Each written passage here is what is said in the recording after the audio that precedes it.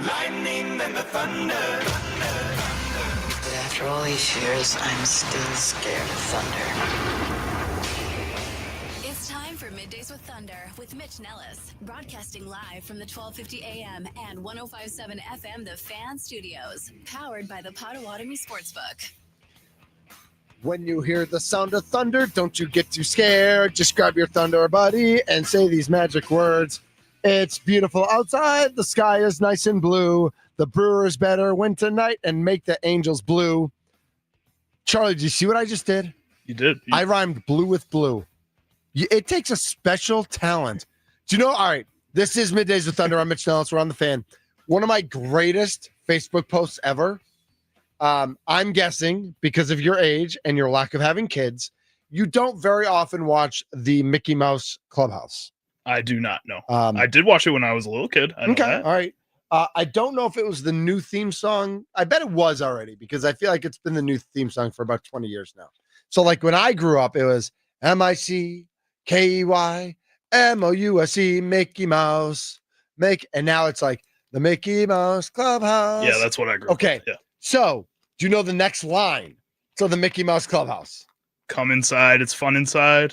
The genius to rhyme inside with inside is so tremendous in a kid's scene. So I posted that on Facebook once. I mean, like 200 comments of people like, this has always really bothered me, but I didn't know like how to appropriately explain it. And Mitch, you have like finally like given voice to my complaints about come inside. It's fun inside. I mean, the fact that they could figure out that rhyme for one of like the greatest children's shows of all time. See, but the problem is people, it was bothering them, but they never said anything about it. They couldn't understand it. So it works still because you can't find the real complaint. Is like, it's the same word, but also it goes hard. It definitely goes That's hard. the problem. But how did somebody at Disney not say, hey, can we find like something better? See, but I think the problem is that words that also rhyme with inside are like hide, cried, like they're sad words. Side, dried. Like none of that is like you can't find a happy word in what I'm thinking right now.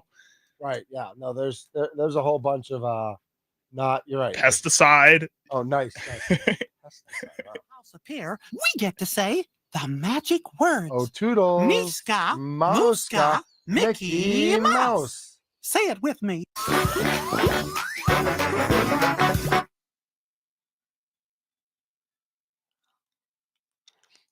All the feels. Let's bring back all the feels. Back, yeah. Nostalgia. Oh.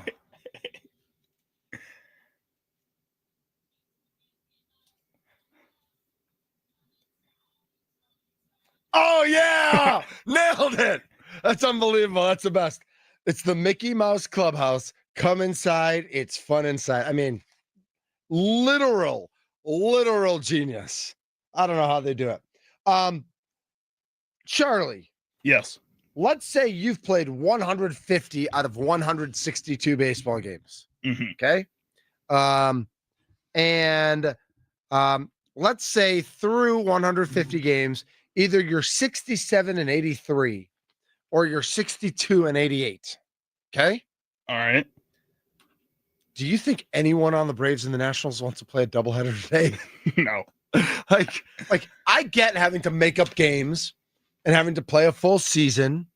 I actually think in a way at 67 and 83, the Braves would love to finish on like a 10-2 run because they are a team that does have expectations for next year.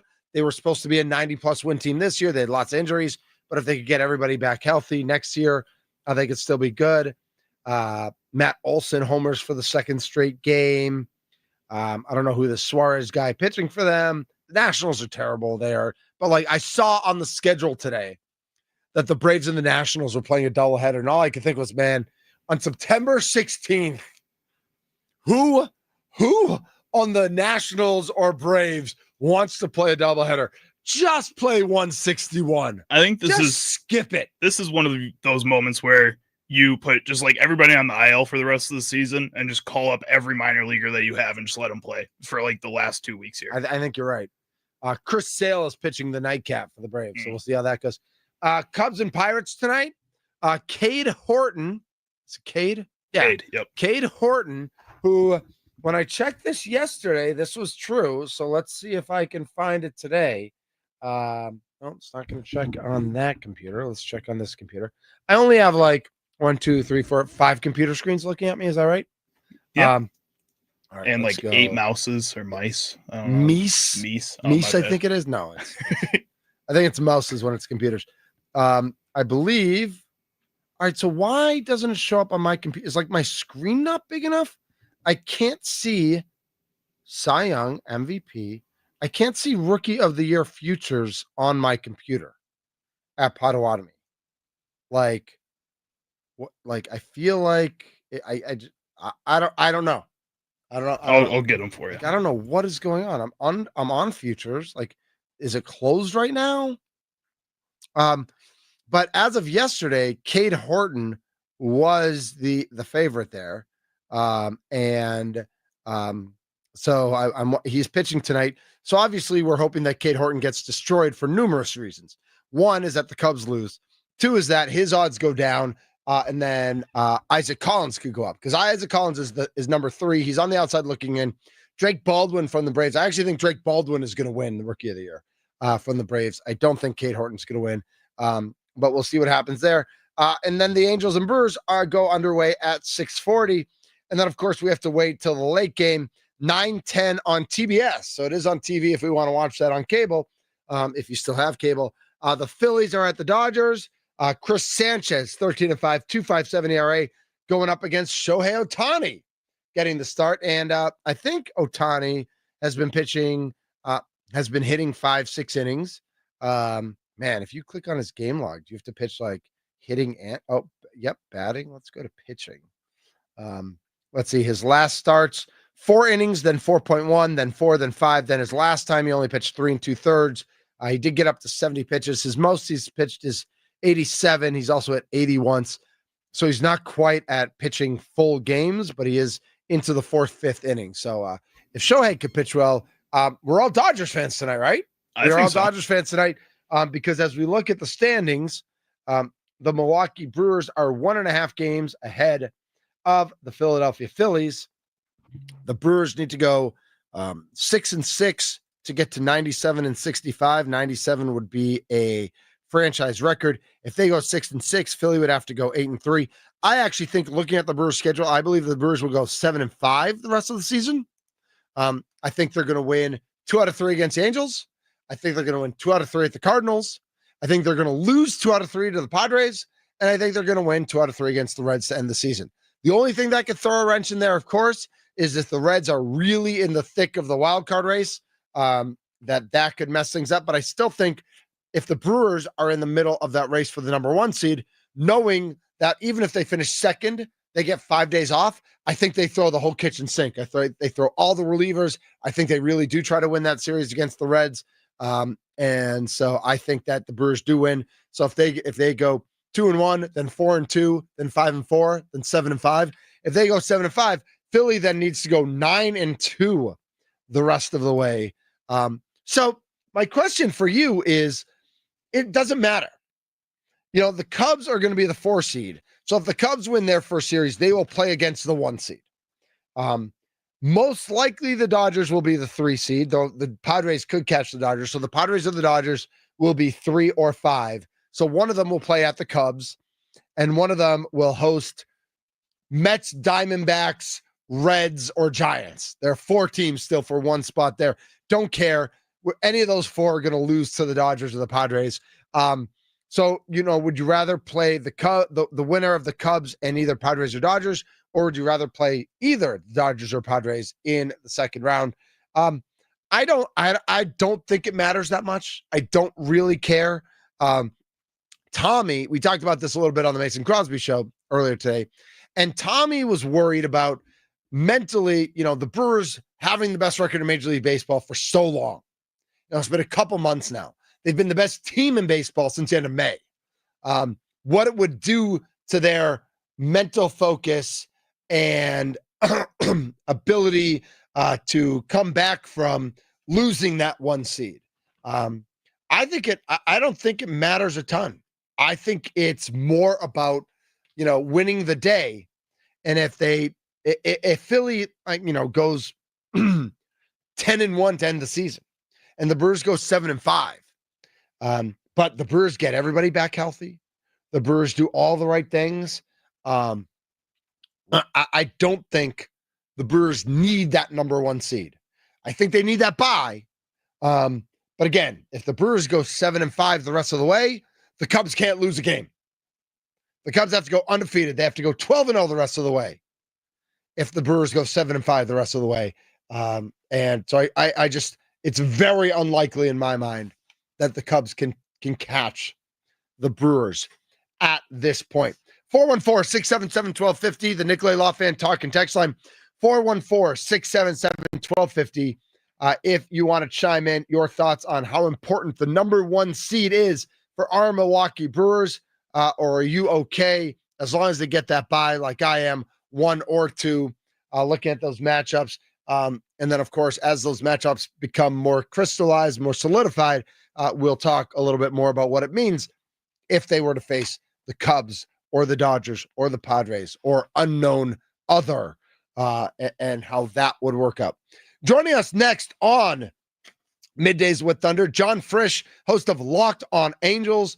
As you know, we have very often on this show our friends from Locked On Packers and Locked On Bucks, and numerous Locked On shows around the country.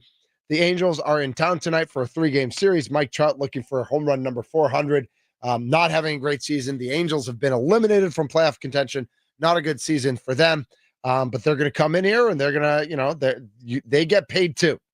That's why I'm not predicting a sweep. That's why I think if you're the Brewers, you just got to win series.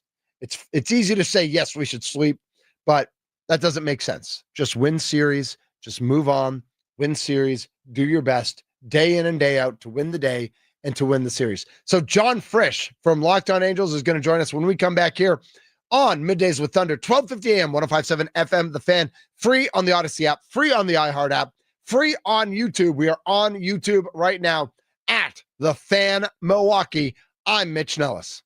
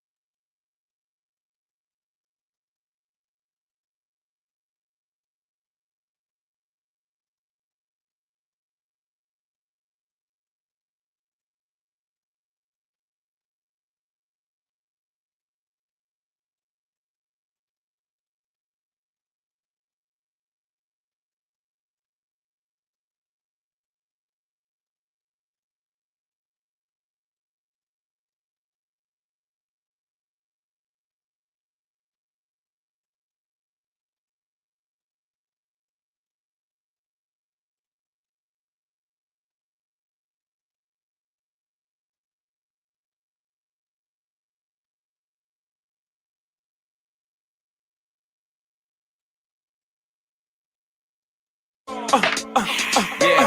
Now what the hell are you waiting for? After me, there should be no more. So for one last time, nigga, make some noise. This is Middays with Thunder. My name's Mitch Nellis, aka Thunder on the Fan. Whew. Day off for our Milwaukee Brewers yesterday. I know a lot of people are talking about Pat Murphy reading the quote-unquote note from Uke. We might touch on that if we can at the end of the show. But remember, it was the intent. Like, did it come off a little awkward or a little clunky? Yeah, maybe it did. But it's also the love that Uke had for the Brewers, that this Brewers team had for Uke, and the celebration. And what a classy celebration it was. Like, love with the champagne flutes, and like they're not dumping Miller Lights and champagne bottles on each other because the job's not done. There's still a lot of season left for our Milwaukee Brewers. Joining us now on Middays with Thunder from Locked On Angels. I love that hat. He is John Frisch from Locked On Angels. John, thanks so much for jumping on today. Yeah, I appreciate you being here. You know what? I love this logo for the Angels. I know, but the Brewers have the best logo in MLB, obviously. Sure. But yeah, the M and the B. Close second. No, it is absolutely great. No doubt about it. Thanks so much for jumping on. And I'll jump right into it. It has not been an easy season for the California, Anaheim, Los Angeles, Orange County Angels. So what went wrong? When did it go wrong? When did you know it was going wrong? Yeah, they got off to a really great start this season. About those first 2 weeks, it felt like, hey, this looks like a different team. But you know what? It really comes back to the fact that this is a very much swing for the fence team, and they have been most of the season. They're fifth in the league in home runs, but they're also the first worst in strikeouts. So that should tell you something about their approach at the plate. But I think the biggest thing that changed for them, honestly, Mitch, was the fact that, Ron Washington, he just wasn't himself. And obviously we all found out why. Having the quadruple bypass surgery just didn't seem like the same guy he was last year. I know that they had a more terrible record last year, but at the same time, you expected a step forward. You expected Ron to continue the work that he was doing with the young guys, and it just didn't seem like, no pun intended here, didn't seem like his heart was in it, to begin the season. And of course, he had to take a leave of absence about halfway through. And, they did the best they could with what they had. But at the end of the day, not having that guy at the top, I think had a major impact on the team for sure. So where does that leave the team now? Like what have they learned from this year? What are they going to be able to bring to next year? And with 12 games left, like, how do you play out the string? Yeah. I think that what these young guys have done, when you talk about Zach Neto, Nolan Shawnuel, Logan O'Hoppe, and especially Joe Adell. I've long time been a big fan of Joe Adell, even when people wanted to, he's nice. Cut him. He's a bust. Da, da, da, da. I never believed that he was a bust. I knew that he would come around eventually. So in my eyes, as an Angels fan, I'm hoping that this is a baseline for what these young guys can do going into next season, because this for the longest time, it was Trout and Ohtani and a bunch of scrubs. Now it's, a nice young core of good players, but now we need Trout to be Trout. We could have used Ohtani, with this group of guys rather than when they actually had him. So I think going into next year, I think what you have with these young guys moving forward. And they proved that with a full season of baseball behind them. And really, it's just, can you get a supporting cast around this young core now? Because that's really what they need.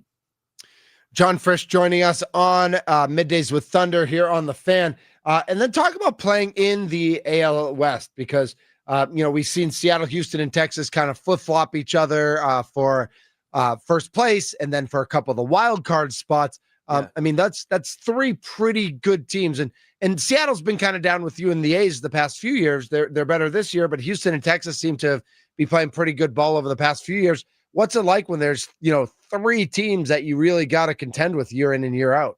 Yeah, it's been a tough couple of years in that division, but coming into this season, it felt like it might be wide open, right? And I think all the expectations were flipped on their head. I mean, the Mm. Astros, obviously, they started out poorly, but they always find a way, right? They always find a way. Dealing with injuries to Yordan Alvarez and Isak Paredes, they still find a way. And I know that, it's getting a little dicey here at the end of the season. They still find a way to stay in contention. I talk about the Rangers, having a sophomore slump after their World Series win. It felt like that possibility was wide open for the AL West. Yeah. The Mariners who come into the season didn't really change much from what they had a year ago. But of course, they have their incredible pitching staff. Well, what did they do? All of a sudden, their offense got great, and their pitching staff was hurt or wasn't as good as it's been. And they finally have their core 5 pitching staff back together at just the right time of the season, and everybody seems to be healthy. So coming into this season, it felt like, I feel like the Angels made some good additions with the likes of Yusei Kikuchi, finally getting a nice pitcher to help the young guys in this rotation. I know Kyle Hendricks is past his prime, but at least he's got something to offer in terms of consistency. 5 innings, less than 3 runs. Fine, I'll take that, right? Yep. They bring in Travis d'Arnaud to back up Logan O'Hoppe. Well, eventually he becomes more of the primary catcher. He definitely saw his share of time behind the dish. So all that to say, it felt like the AL West was kind of wide open because everybody had some questions. But as we've come to learn at the end of the season, those same 3 teams, the cream rises to the crop, right? To the top, right? As the Macho Man Randy Savage said. And that's kind of what happened in the AL West this year.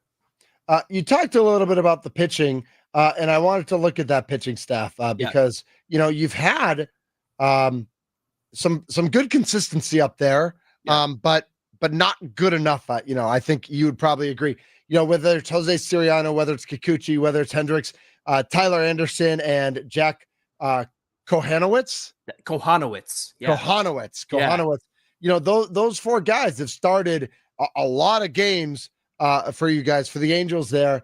And, you look at the ERAs, you look at the whips, none of them have really, it's almost like you don't have an ace. You got a bunch of number 3s. Right. Is the expectation, obviously we know Kyle Hendricks very well here in Milwaukee because he pitched for so long with the Cubs. Is there the expectation that 1 or 2 of these guys could end up being an ace, could end up being or better? Or is this kind of like, are these guys placeholders until, is there young talent coming at the pitching staff for the Angels at all? Yeah, in fact, you'll see somebody that Angel fans and the organization is really excited about tonight in Caden Dana, who's starting against the Brewers. So, he's definitely worth a look. He wears number 36, like my favorite Halo, Jared Weaver. He's even got the long blonde locks like Weaver did. But, he came up last year for a cup of coffee just to give him a look and see what he looked like against Major League talent. He also had 2 appearances out of the bullpen this year, but his problem was arm slot. When he's throwing the curveball, it's way up here. When he's throwing the slider, it's way down at the side. So hitters knew what was coming, especially major league hitters. Major league hitters can read that immediately. Yep. Exactly. So he cleaned that up down in AAA this year. He just came back up last month, and he's had 2 starts so far. One really great against the Royals, and then another one that wasn't so great. So we'll see what he can do in this one. So Caden Dana is one of those names that we're excited about. The other names that are in the system, Sam Aldeguerri, George Clausen, and then Mitch Ferris is another one who came from the Braves organization that, has been serviceable in a few starts that he's had. But honestly, it really comes down to what I believe, Jose Soriano not being so uneven. He's been awful at home for some reason, and on the road, he's been awesome. Yeah, it's like, is something wrong with the mound at home? I'm not sure what's going on there. The other thing is, and you might be surprised to see this depending on your knowledge of the current Angels, Reed Detmers has been pitching out of the bullpen this season, and he's been really good. But I think what's happened there is he's learned how to attack as a pitcher out of the pen. His problem as a starter was he'd get to 0-2, and then all of a sudden it was 3-2 and then a walk, right? And then, he'd have 2 outs, but he just couldn't get that 3rd out to get out of the inning. That's been Reed Detmer's issue in the past. He's still got starter stuff. I think he has the best stuff in the organization. I wouldn't be surprised to see him move back to the rotation in 2026. Now that he's kind of got that mental block out of the way and he's learned to attack more like a pitcher should be attacking, he's got to trust his stuff. I think he was very, very timid in years past, but that trip to the bullpen this year, I think has made him a much better pitcher on the mound. John Frisch, Locked On Angels, joining us here on the Fan, Middays with Thunder. I know the last 4-game series against Seattle didn't go very well. I think I read, 62 total strikeouts in the 4 games, average of 15. And so do you get any feeling that the team might be looking to, let's just get to the end?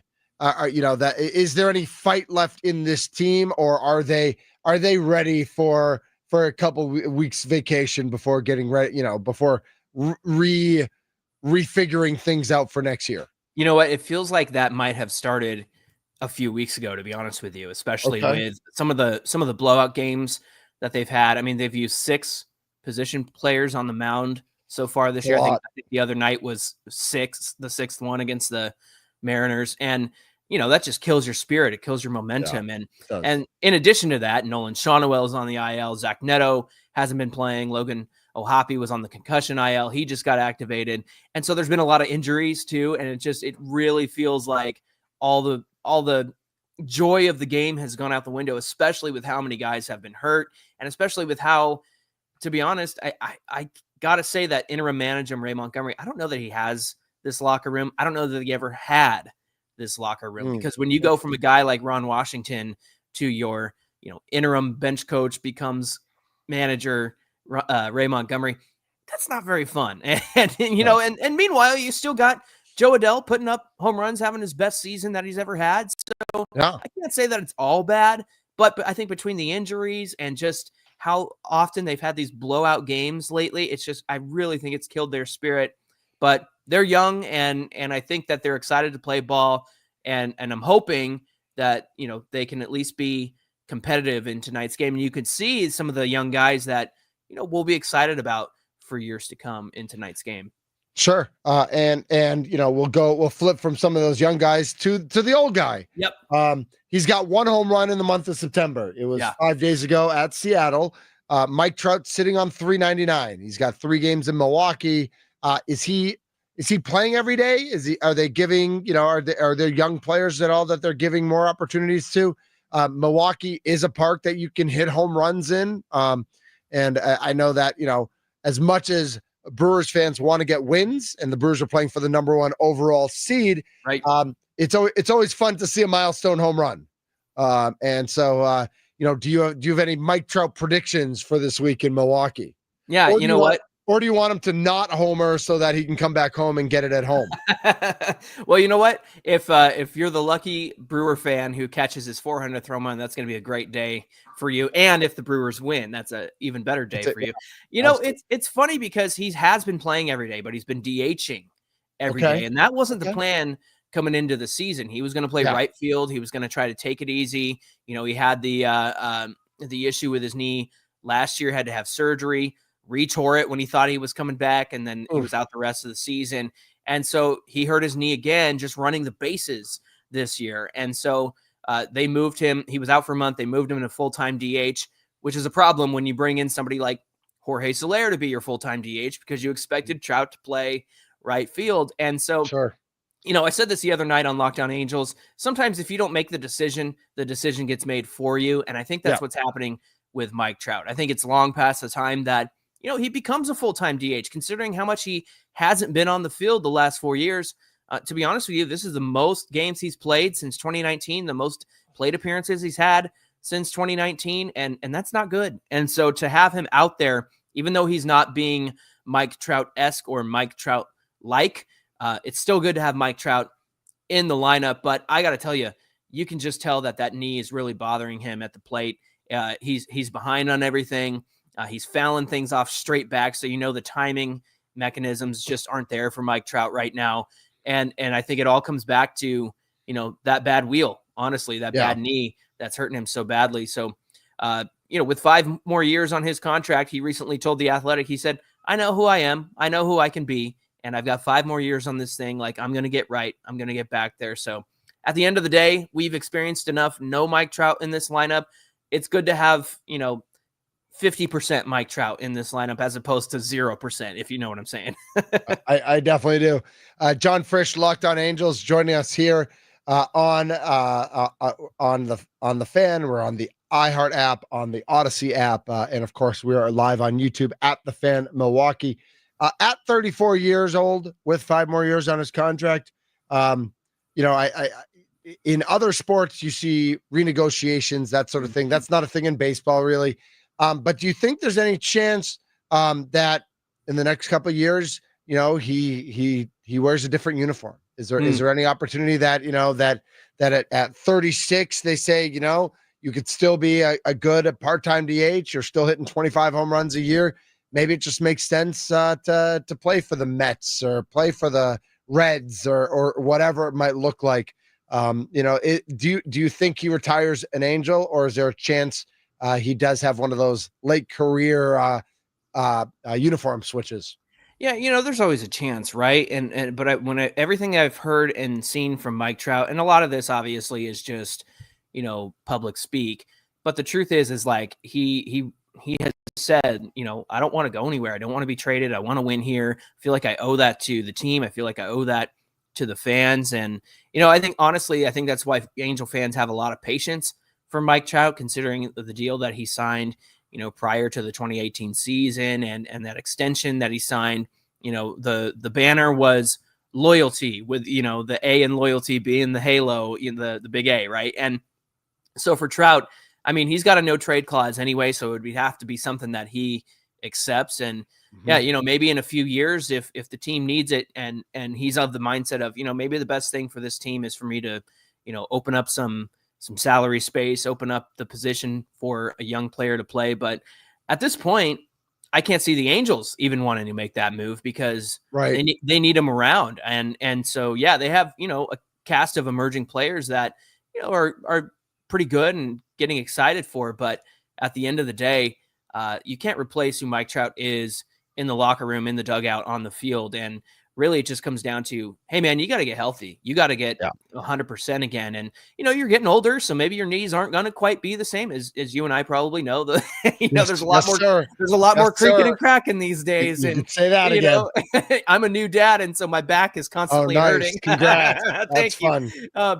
Get some sleep. Yeah, exactly. So all that to say for Trout, I mean, part of it is just the natural aging process. But if he can just be healthy, I don't think the Angels would be in a hurry to get rid of him. I don't think Trout is in a hurry to go anywhere.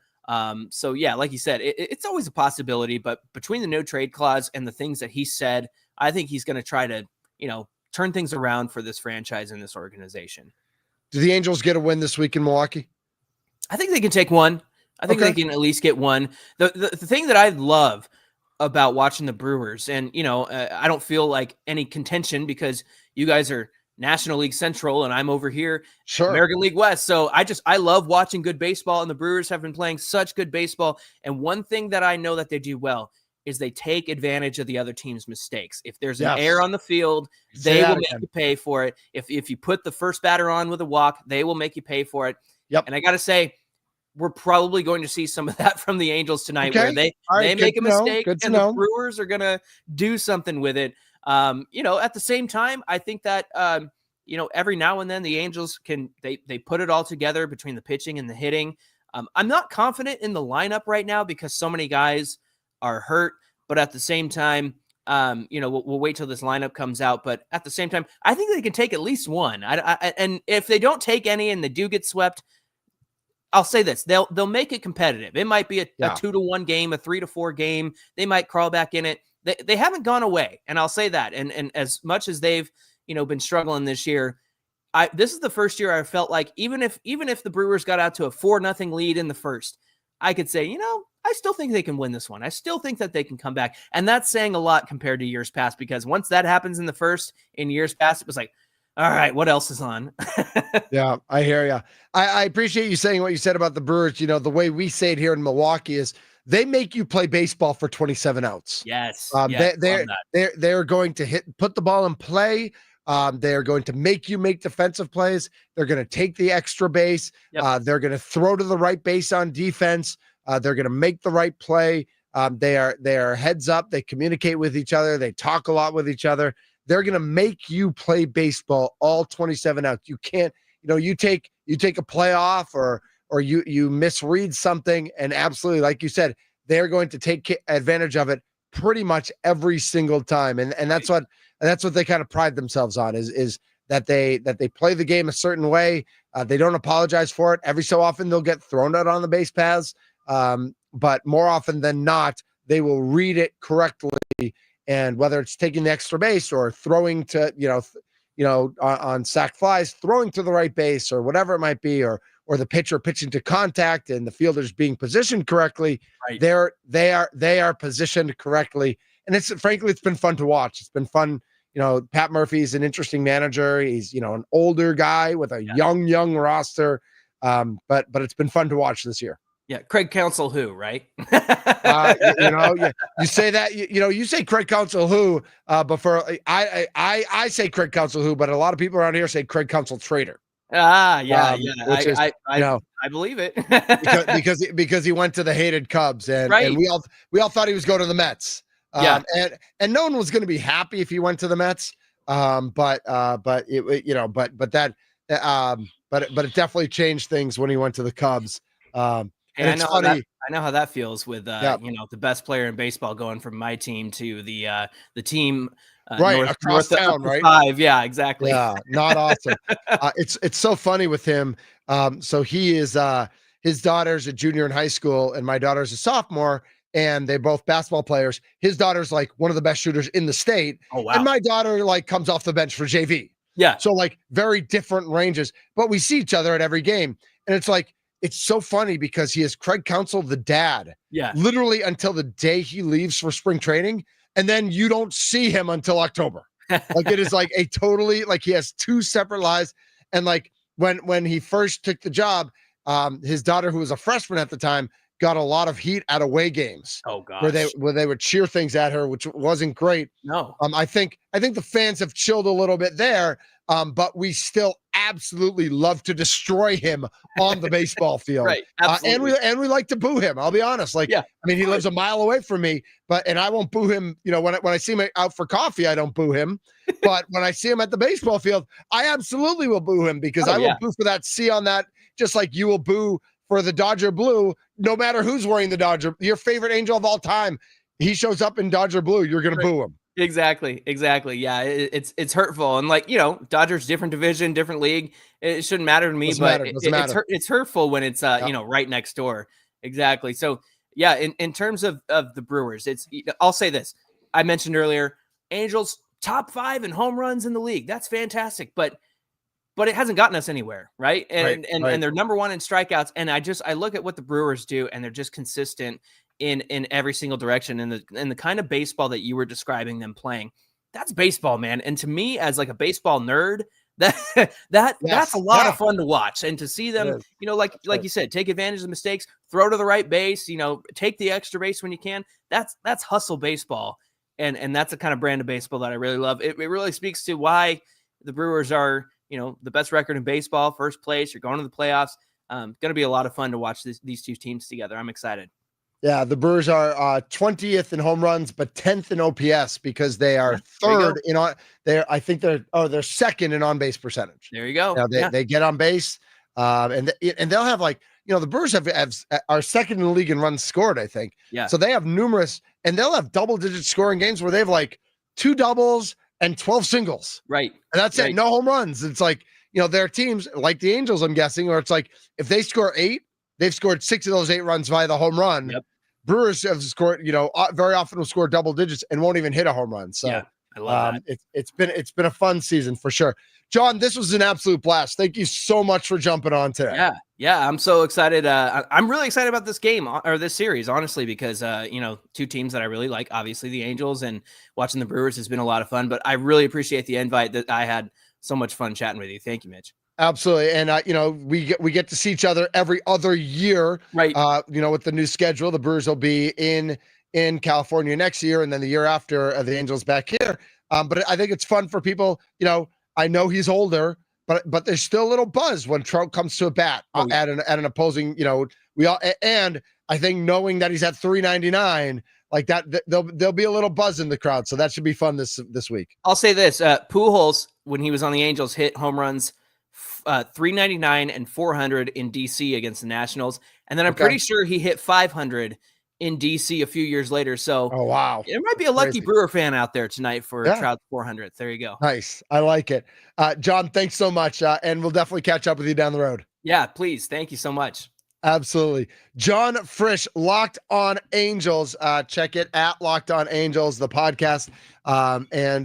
Good young core, a lot of home runs, and Mike Trout still. So we will keep our eye on that at the ballpark. We will preview Brewers Angels. We'll talk some more Brewers when we come back, and we'll continue that conversation about whether you care about the number 1 or number 2 seed for our Milwaukee Brewers when we come back to wrap things up. And when we wrap things up, remember, we're sending things out to Sparky, who's at the Broad House in Shorewood this afternoon from 2 to 5 with Wisconsin Sports Daily, served up by Wendy's. And then Tommy's out there from 5 to 6:30 with the leadoff show as the Brewers take on the Angels at 6:30 at AmFam Field. This is Middays with Thunder on the Fan.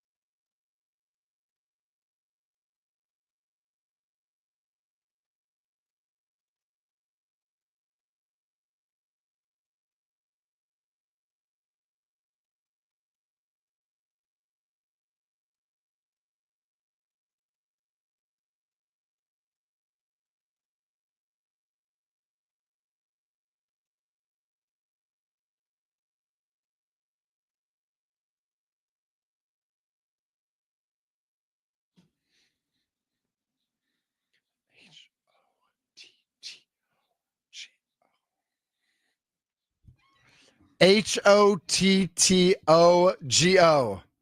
You got that, Charlie? I do got that. I never Okay. recognized like any Chappell Roan songs from like the beginning of it. I just know the choruses of all of them, and that's it. I mean, I think that's fair.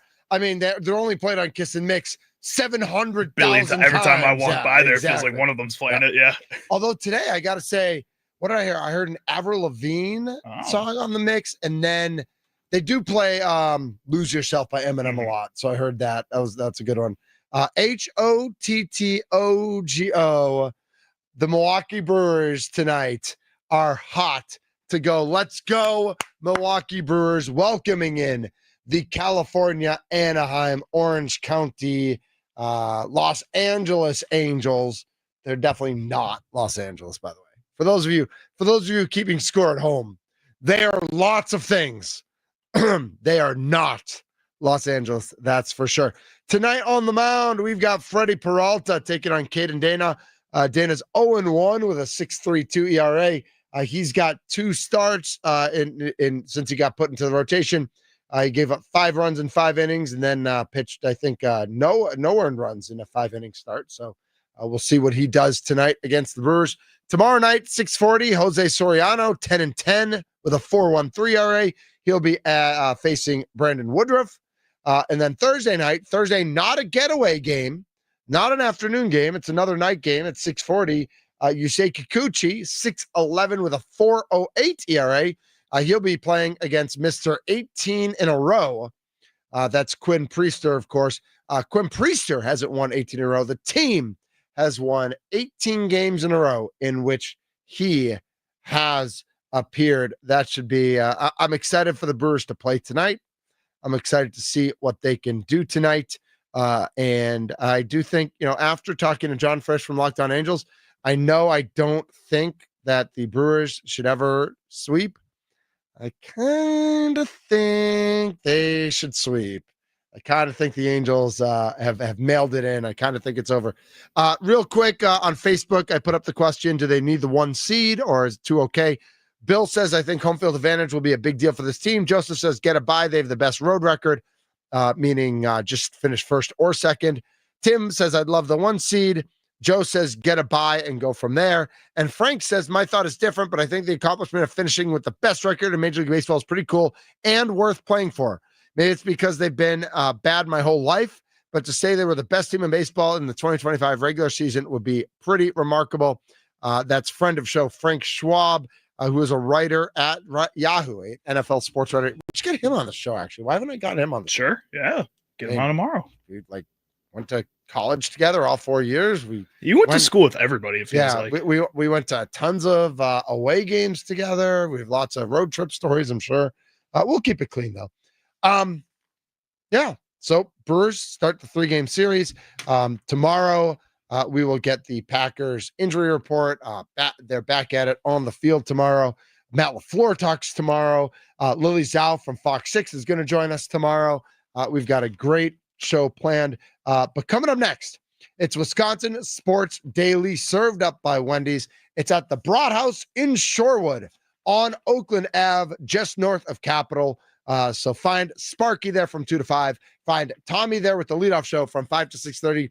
They are brought to you by Sun Cruiser Vodka Iced Tea right here on 1250 AM and 105.7 FM, The Fan. My name is Mitch Nellis. You've been listening to Middays with Thunder with me and the gentle giant, Charlie Usen. Charlie's staying. I'm leaving. Have a great day, everybody. Go Brewers. And here comes Sparky.